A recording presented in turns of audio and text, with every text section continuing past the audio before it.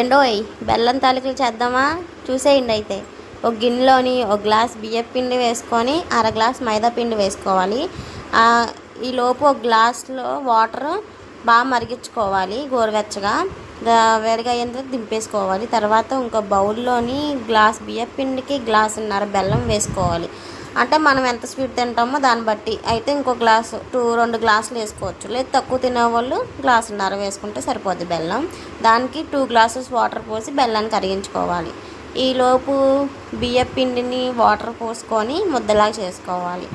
బెల్లం కరుగుతూ ఉన్నంతసేపు జంతికల గిద్దలోకి ఆ ముద్ద తీసుకొని బెల్లం కరిగిన తర్వాత ఈ జంతికల గిద్దతో జంతికల్లా వేసుకోవాలి.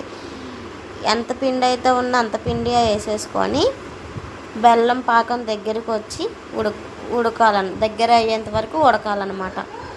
అలా ఉడికిన తర్వాత ప్లేట్లోకి సర్వ్ చేసుకుంటే ఎంతో టేస్టీ అయిన బెల్లపు తాలికలు రెడీ అయిపోయినట్టే.